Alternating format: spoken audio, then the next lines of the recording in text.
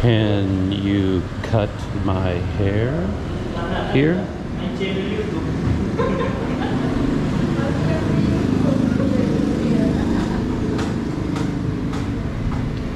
So, I have a message for you. Yeah, here? Yeah, just one. Oh, okay, okay. My channel YouTube? Yeah, I'm a YouTuber. Yeah. Is it okay if I record a little bit of video during the haircut?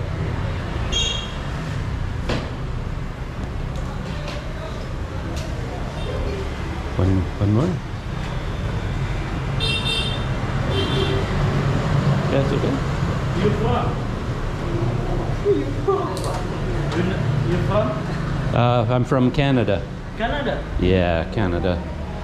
Yeah, that's my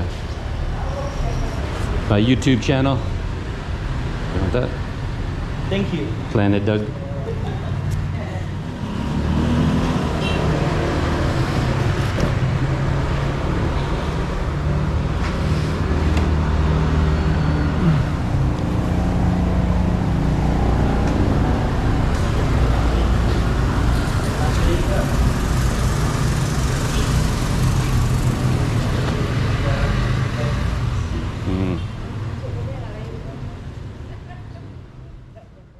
So I decided on this day, as kind of an experiment, to shoot the haircut with this 360 camera that I'm just got out of my bag, and I'm testing it, getting it set up and making sure that it's working. This is the Insta360 X3.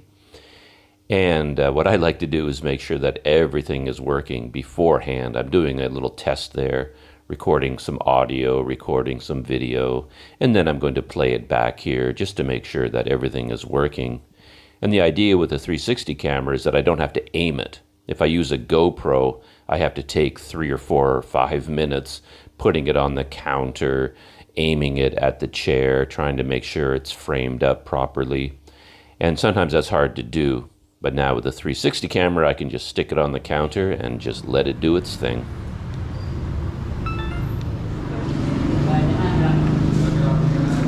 But this here? Sir, you're free. You're free. Oh, thank you. Thank you so much. Take this off.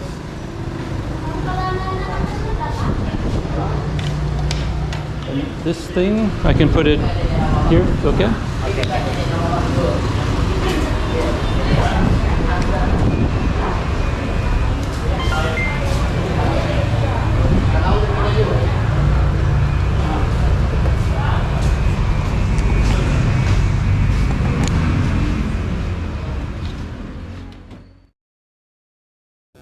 So here I am getting settled in. It's always really complicated because I have to take off my reading glasses. I've always got 2 or 3 cameras running, microphones. Here he's actually asking me, do I want only a haircut or a haircut and a shave? But at the time I didn't understand it. It's only when I edited the video, when I looked at the video later, I actually understood what he was telling me there. Yeah, that was the Bluetooth controller for my smartphone. It fell off and landed on the floor. And yeah, that's kind of indicative of just how complicated it can be when you're trying to just do a simple thing like shoot video while getting a haircut. Here I'm recording a message in Google Translate, and I'm just trying to tell him that I don't really care about the haircut.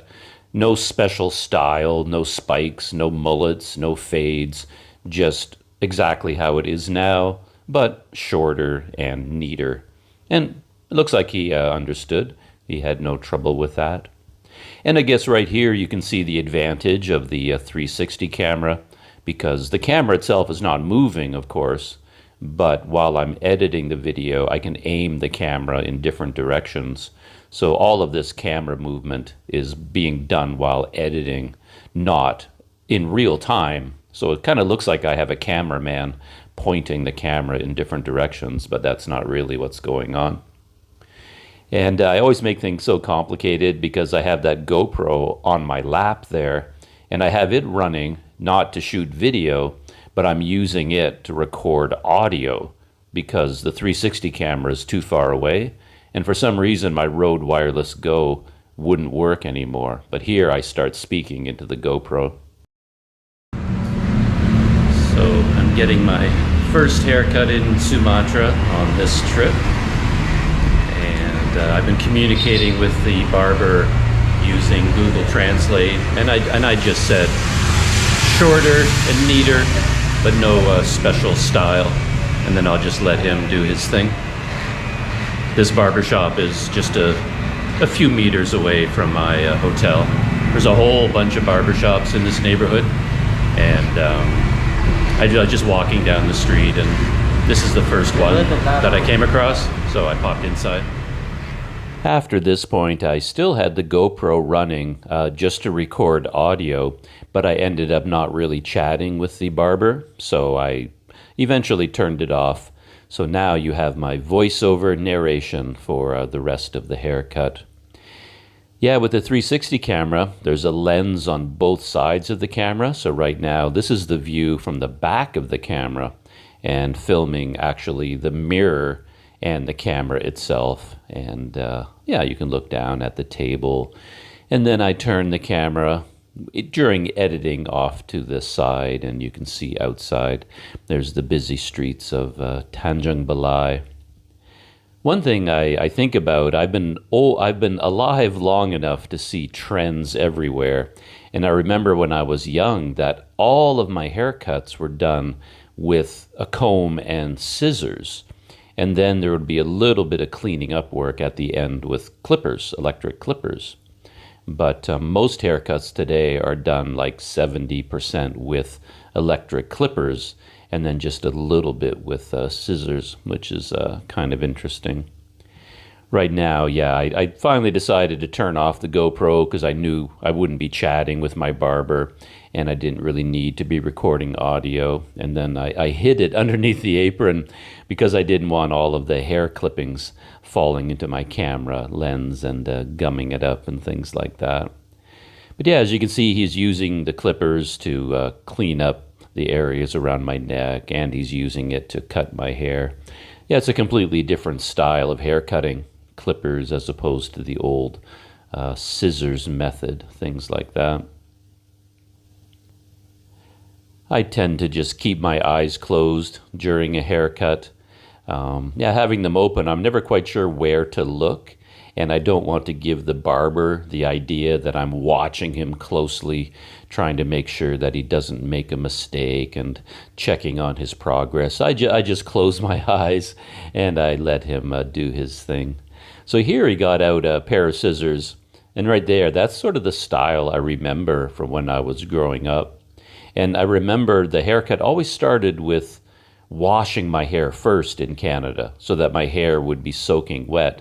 They like the hair to be wet when they cut it from beginning to end. But ever since I moved overseas, like in Asia, they usually cut my hair dry, but then at some point they get out a bottle like this and then they spray it and wet it down. And I guess that makes it a little bit easier to cut. But as I said, when I was young, I remember the first thing we did was go over to the sink, and then they would pour water over my head and shampoo my hair. And then after that, that's when they would cut it. I guess it was just easier to cut hair when it was wet. Looking in the mirror there, checking on his work. Yeah, all the barbers that I've had in Asia, whether it was South Korea, Taiwan, Philippines, anywhere I've been, there's so much attention to detail. And I really kind of appreciate that. Little touches here and there, getting everything just right. Slowly getting to the end of the haircut here. And I think coming up is my absolute favorite part of these haircuts, because now he's going to shave a little bit, and he has this special cream and he's applying it with a brush, I think, And that cream is always so soothing. It's cold. When he applies it to your skin, it feels ice cold, and it just sort of feels really refreshing. Now he's getting out a fresh razor. I think it's a brand new one. He's just taking it out of its paper wrapper right there, putting it on.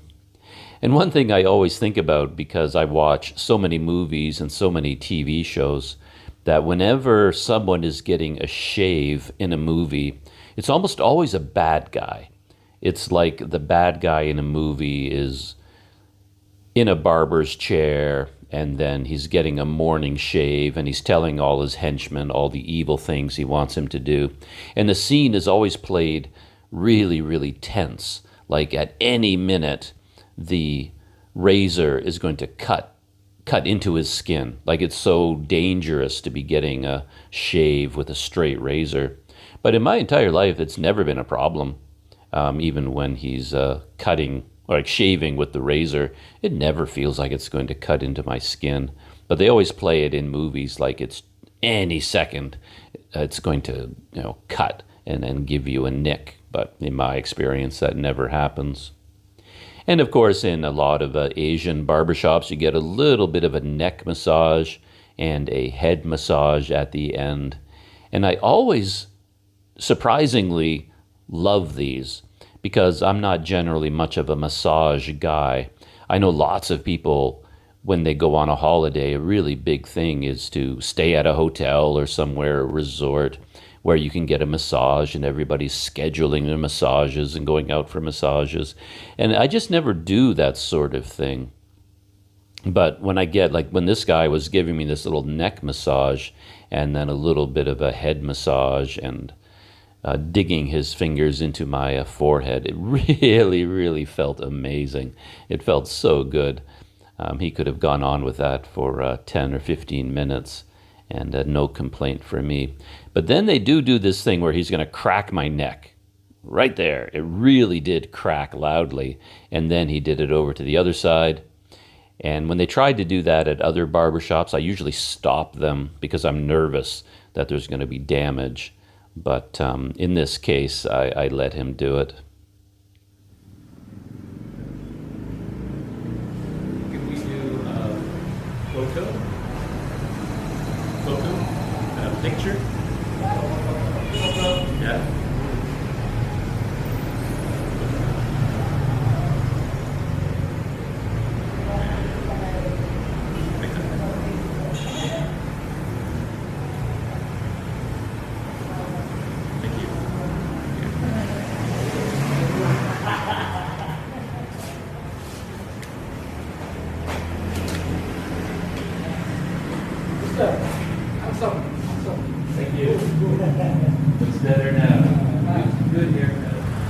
So that was the haircut, and the customer who was there before me, who was sitting in the chair that I eventually was sitting in, he actually paid for me.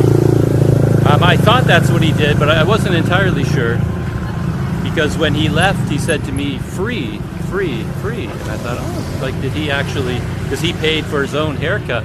And I guess while he was there, he paid for mine as well. So yeah, it was very, very kind of him. And everyone has told me how handsome I am now that I have shorter hair. Yeah, it's always quite an experience. Makes me think, many things in life make me think I was meant to be a dog, like a big golden retriever or something. Because when he was doing the little bit of a head massage at the end, I mean, I was just like, felt like I was a dog being pet. And I couldn't get enough of it. I really couldn't. Hello. Yeah, I'd be the most annoying dog ever, because I'd go to my owner all the time. I'd butt my head against his leg and say, just pet me, scratch me behind the ears. Just, like I said, I'm just a dog at heart. I don't know about the neck cracking business, though. That's happened a few times with haircuts over the years, and I'm always worried about my spine. Because when he did it, there was a crack in both directions, more so in that direction than this one, but In both cases, yeah, there was an audible and a physical snap. And I don't know. It's not like I felt better afterwards, so I don't think there was anything wrong with my neck. And I do worry that it's going to, that something like that can damage something. Hello. But lots of people get it done all the time, so can't be that dangerous. But I don't know.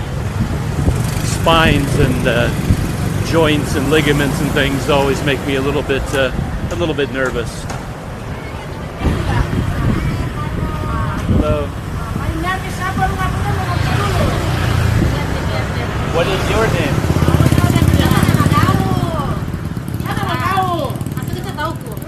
My name is.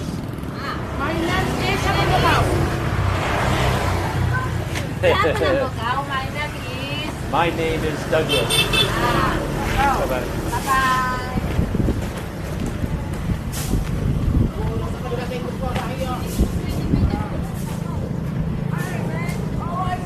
I'm fine, thank you.